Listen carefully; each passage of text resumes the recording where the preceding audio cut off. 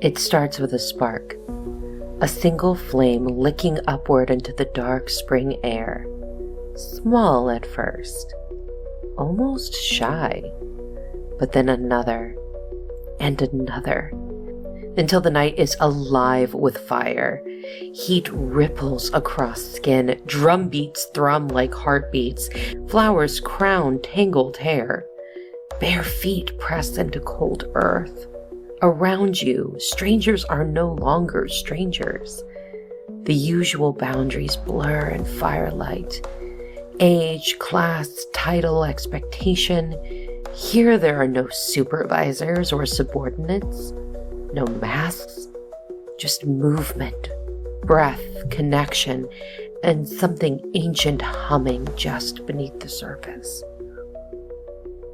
This is Beltane, the Gaelic fire festival that marks the turning of the wheel towards summer, a time when the veil between worlds is said to be thin, not just between the living and the dead, but between you and the sacred, you and each other. And in that liminal space, something emerges, a pulse, a presence, a fleeting but powerful state of being that anthropologist Victor Turner calls Communitas, the purest form of human connection that exists outside of structure, status, and self. I'm your host, Casey, and this week on Hauntings and Happenings, we step through the bonfire and into the festival.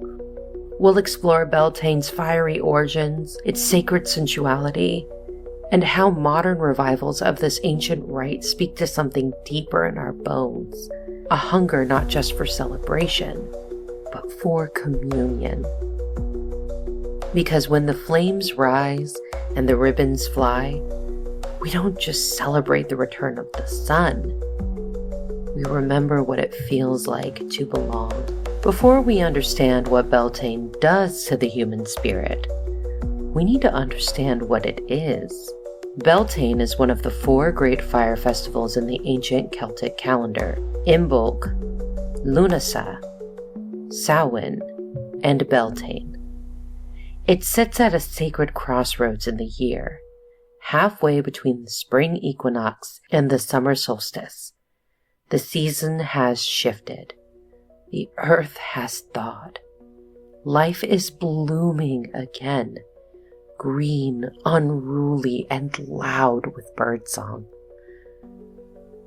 The word Beltane is often translated as bright fire or the fire of Bel, referring to the Celtic sun god Belenus, a deity of light, healing, and protection.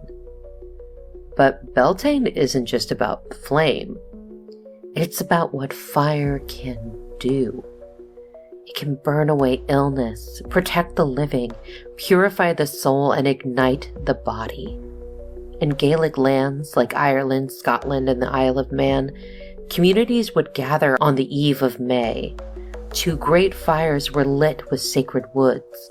Cattle were driven between them for blessing. People leapt over the flames to burn away fear, infertility, and misfortune. These rites also mark something profoundly practical: the start of the summer herding season, when livestock were moved from lowland pastures to the high hills. It was a time of separation, not just of geography, but of roles. Men, women, and animals went into the wild, away from the village into spaces that were freer and more dangerous. Beltane was protection and permission all at once. It's no surprise that Beltane became a festival of fertility and desire. The land was fertile, the animals were fertile. The people, too, were encouraged to express the fire within. Dancing the maypole wasn't just tradition. It was a symbolic binding of opposites: masculine and feminine, earth and sky, spirit and body. The May Queen, radiant in white and flowers, embodied the fullness of spring. Her consort, the Green Man, wild and masked in leaves, represented the force of untamed nature. Their symbolic courtship, sometimes staged, sometimes not, reflected the sacred union of divine energies. Washing your face in Beltane morning dew was believed to bring beauty and clarity. May baskets of flowers were left for the lonely or the ill.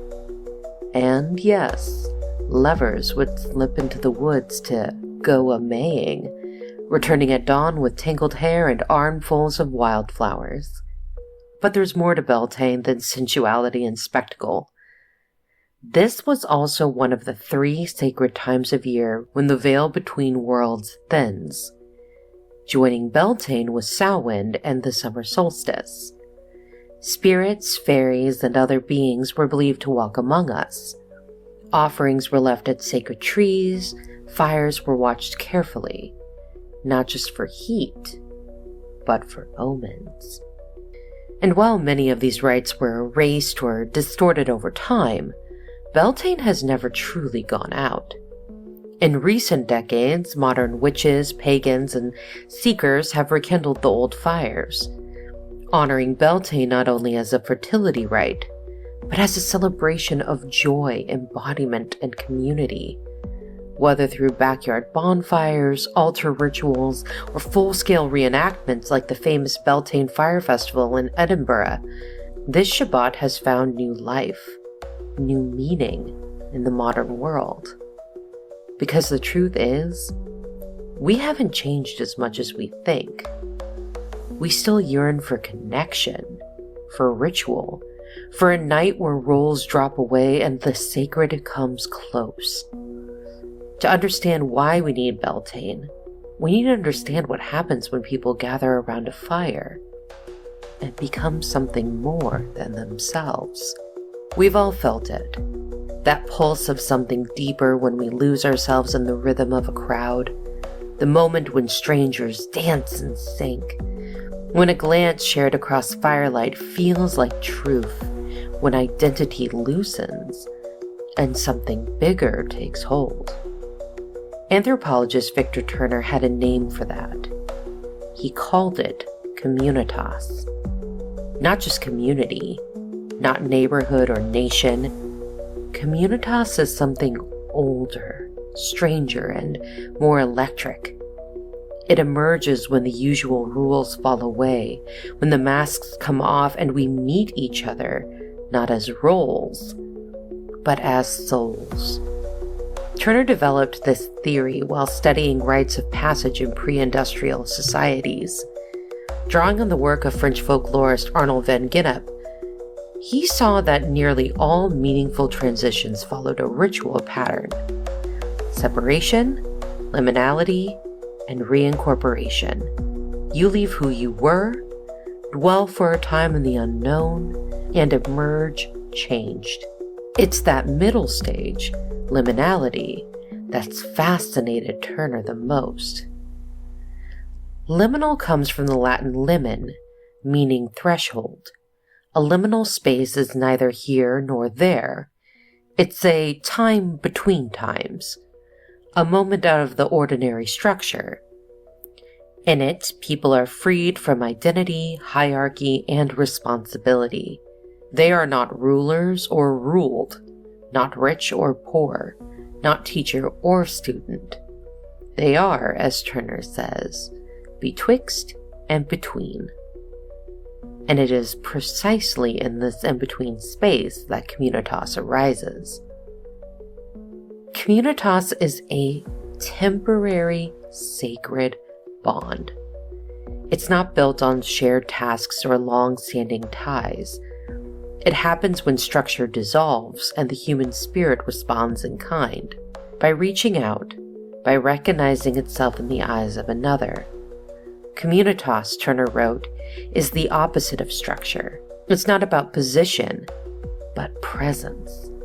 It's not about rank, but resonance. He described 3 types.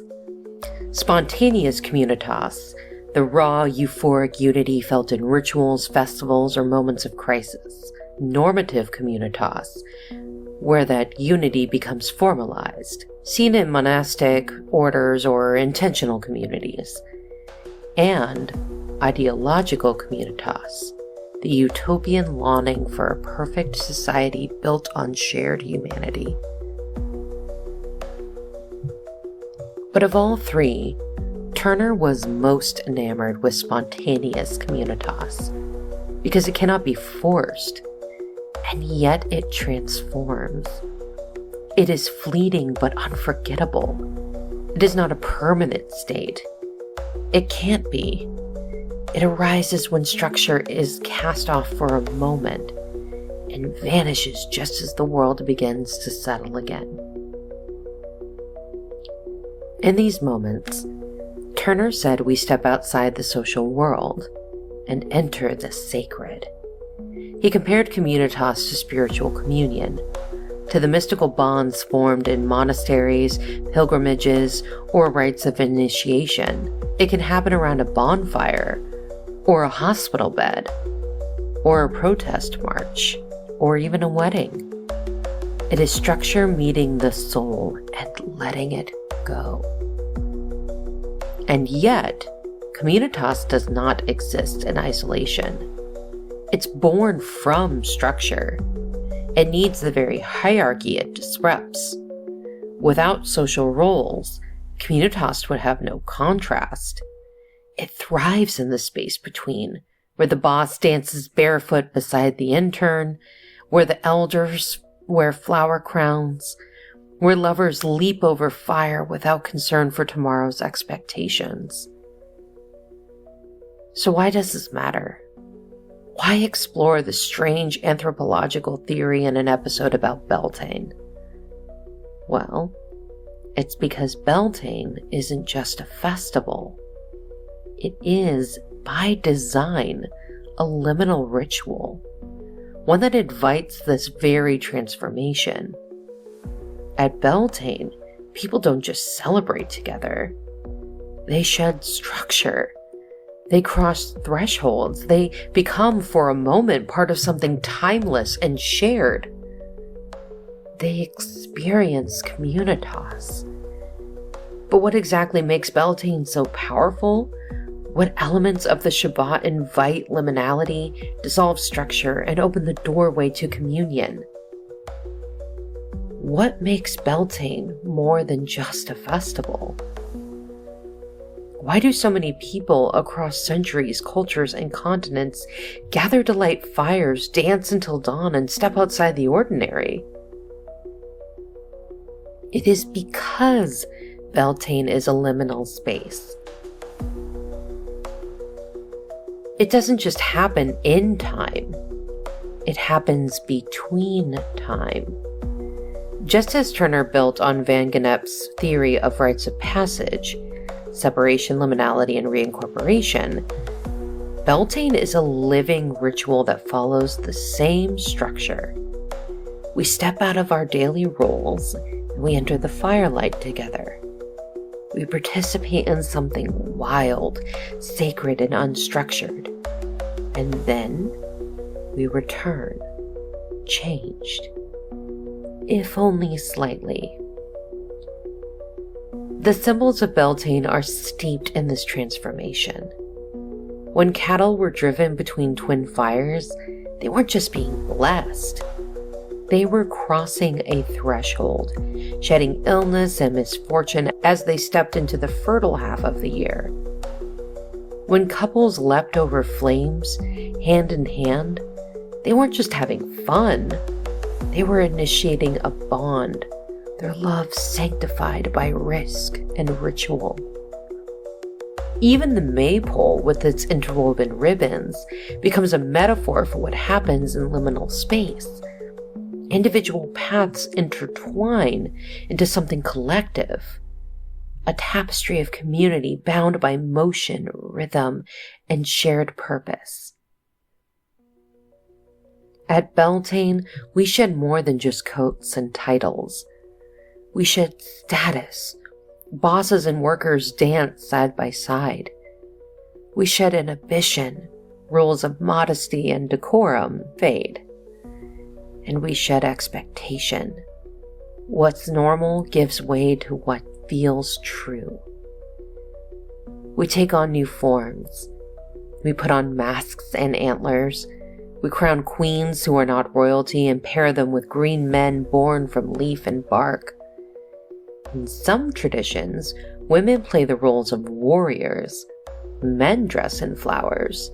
Gender power, propriety, all reversed or remixed. These inversions aren't chaotic. They're ritualized, contained within the festival space so that they can burn brightly and then dissolve. This is liminality, a sacred suspension of order, a space where transformation becomes possible because the structures that define us have momentarily loosened. Turner described it as a place of lowliness and sacredness, of homogeneity and comradeship. You are set apart, not because you're unworthy, but because you're becoming something new.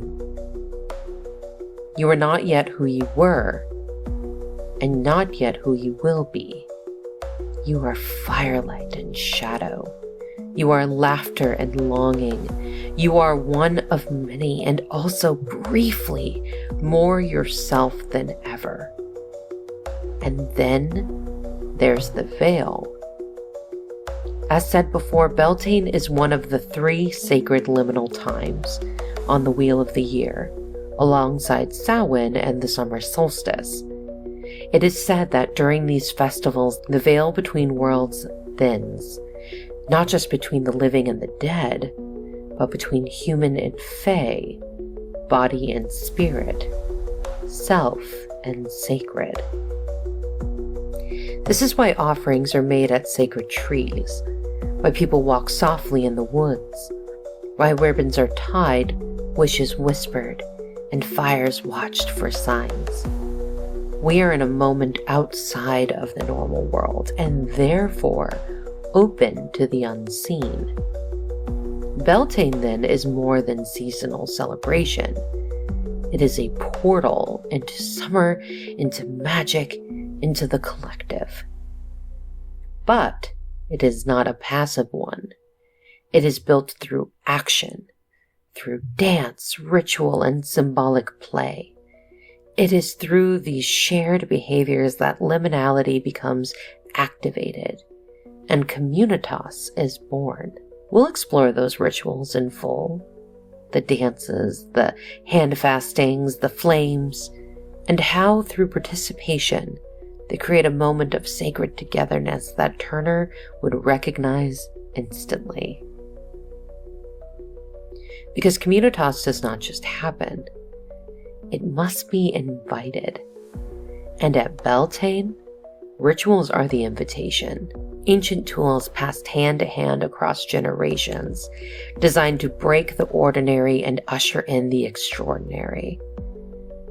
Through fire, movement, and symbolic union, Beltane transforms a group of individuals into something collective, something transcendent.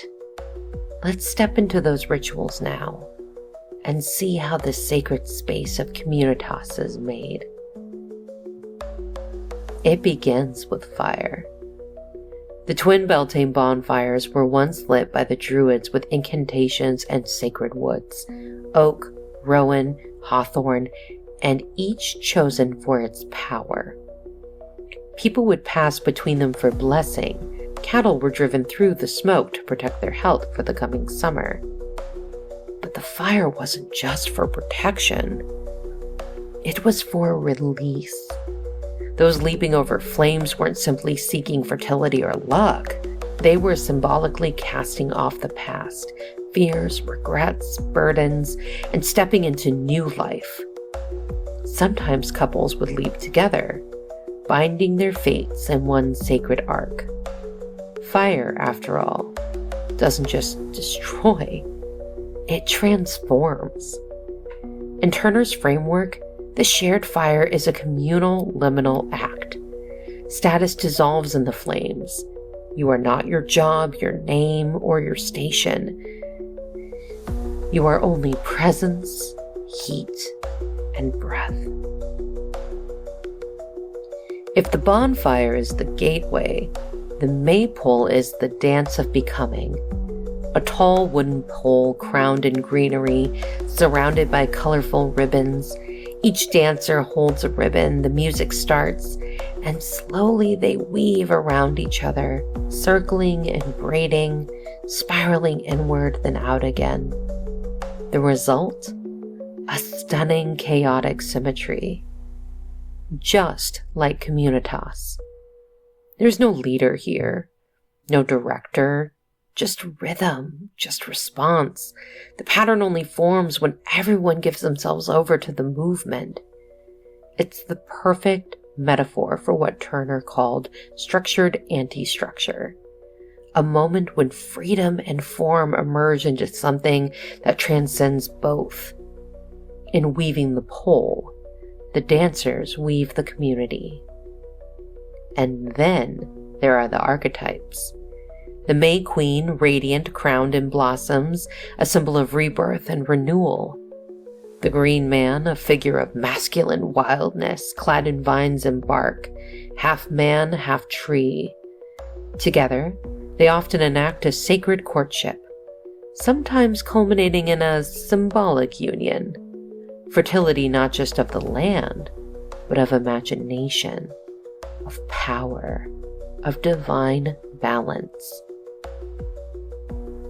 To crown someone May Queen is to invert power, to honor not hierarchy, but seasonal flow. She is chosen not for lineage, but for light. In their dance and sometimes in their kiss, the community sees itself reflected, not in laws or rules, but in myth and mystery. This symbolic union binds the group. It offers a common story, and in Turner's view, shared myth is fuel for Communitas. It creates a container large enough for everyone to belong. At many Beltane celebrations, you'll find handfastings, temporary or lifelong unions bound by cord, witnessed by fire. Two people clasp hands, a ribbon or rope draped over them. Vows are whispered or shouted or sung. They may stay bound for a year and a day, or for a lifetime.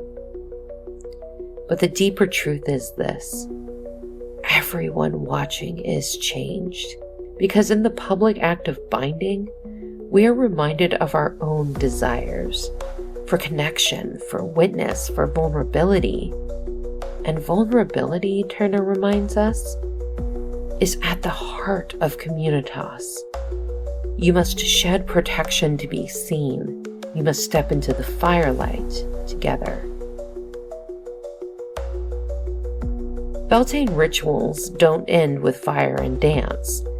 Many make offerings to sacred trees, especially hawthorn, believed to be a portal between realms. People tie ribbons, called cluties, into branches with prayers or wishes woven into each knot. Some wash their faces in Beltane dew, believed to bring beauty, clarity, and healing. Others leave May baskets on doorsteps, small acts of joy for strangers, neighbors, or those in need. These may seem simple, even quaint, but they are the bones of Communitas. Shared action, shared meaning, shared hope. None of these rituals are random. They are deliberate containers, designed not just to honor the season, but to unmake and remake us together. Each leap, each braid, each kiss, each flame, each is a thread of the fabric of Communitas, that fleeting, luminous state where difference dissolves and the sacred flickers to life between us. But what happens after the fire fades? What draws us back to Beltane year after year, whether in ancient hills or urban backyards, in masks and ribbons, or in solitary candlelight? The truth is, the fires never fully went out. Even as centuries passed and empires rose, as laws replaced lore and churches replaced circles, the ember of Beltane kept burning, quietly, stubbornly, just beneath the surface. And now, in the modern world, technological, divided, overstimulated, those embers are flaring once again. Because deep down, we are still craving the flame. In 1988, something extraordinary happened on Carlton Hill in Edinburgh. A small group of artists, dancers, and performers gathered to rekindle a tradition not seen in centuries: a full-blown Beltane fire festival. It began with a handful of people seeking myth, movement, and meaning. Today, it draws thousands, not as tourists, but as participants, witnesses, keepers of the fire. The modern Beltane Fire Festival is a ritualized spectacle, with flame dancers, drummers, theatrical processionals, and the symbolic journey of the May Queen and the Green Man. It's not just a reenactment. It's a living ritual, rebuilt for the present day and infused with new energies, yet unmistakably liminal in its structure. It invites the audience into Communitas, whether they realize it or not. So why is Beltane resurfacing now? Maybe it's because modern life is so tightly structured, dominated by schedules, screens, algorithms, and invisible rules. In that world, liminality becomes a luxury. A night without identity, a moment without roles, a ritual without outcome, that's radical now. Beltane offers a remedy, a rebellion, a return, not just to the natural world, but to the emotional and spiritual rhythms we've neglected. It doesn't demand belief, only participation. Light a fire, braid a ribbon, leap, laugh, let go. And in that letting go, something clicks into place, something ancient and wordless. But you don't need a crowd of thousands to find Beltane. Today, people celebrate this Shabbat in backyards, on balconies, and living rooms lit by candlelight. They make altars of wildflowers. They tie ribbons to trees and whisper wishes into the dusk.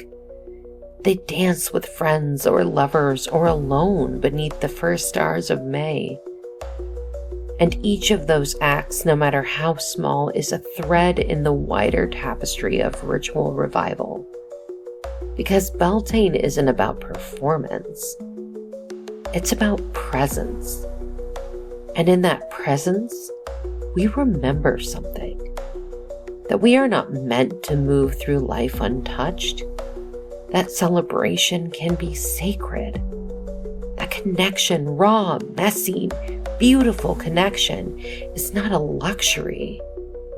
It's a need, a human one. So the rituals return. The ribbons, the fire, the laughter, the sweat. In cities and villages, forests and rooftops, we dance not because we are certain of the future, but because we long to be together in the now. Beltane, like all great festivals, holds a mirror to the soul of a culture. And what it reflects back is this: we are still seeking each other. And in firelight and flowers, in shared myth and music, we still find our way. From ancient rites to modern rituals, from the blaze of the bonfire to the invisible threads of Communitas, we ask, why does it matter? Why does Beltane still stir something in us centuries later? The fire dies down. The drums fall silent. Petals scatter. Ash cools. The crowd begins to disperse. But yet something lingers. That feeling, that flicker, that sense of something shared, something that felt true, if only for a moment. This is Communitas beyond the flames. This is what we carry home with us. Turner always said that Communitas was a phase, not a permanent state. Like the liminal space it emerges from, it is temporary by nature. And yet, its effects can be profoundly lasting. Because once we've experienced it, once we've stood in a circle unmasked, held a stranger's hand, or danced with someone we only knew by light and laughter, we know what is possible. We remember that beneath all that structure and struggle of daily life, there is a layer of humanity that runs deeper. We've touched it. And even if we don't live there, we now know how to return. In a world of headlines and deadlines, where we are often divided by role, by belief, by screen, Communitas is a reminder that we can still meet each other soul to soul. Beltane offers a ritual map to get there, through vulnerability, through celebration, through a shared transformation. It doesn't erase difference. It reweaves it into something larger, something sacred. It reminds us that we are not alone, even when we are isolated, that joy can be as bonding as grief, that togetherness doesn't require perfection, only presence. So what do we do when the fire's out? We carry the spark, in small ways, in sacred routines, in the choice to show up fully, to laugh loudly, to touch gently, to speak honestly. Because Communitas can live in a spontaneous song, a shared silence, a kitchen table crowded with tea and tears, or a solitary dance in the woods, knowing someone else is dancing too, just miles away. Beltane teaches us that the world is still full of portals, that we can enter the liminal and return changed, that fire can be rekindled again and again. So let Beltane be more than a date on the calendar. Let it be a threshold. Let it be the memory of dancing shadows, of wild laughter, of soft hands reaching for yours. Let it remind you that even in the most fragmented world, you are not alone. You are not separate. You are fire, and you are part of the flame. Thank you for joining us on today's journey into the unknown. If you enjoyed this episode of Hauntings and Happenings, don't forget to subscribe, leave a review, and share it with fellow seekers of the strange. Got a story, theory, or a haunted hotspot you want us to explore? Reach out to us at our email, hauntingsandhappenings@gmail.com, and you might just hear it in a future episode. Remember, the world is full of mysteries waiting to be uncovered, and together, we'll keep searching. Until next time, stay curious, stay cautious, stay spooky, and of course, keep it weird.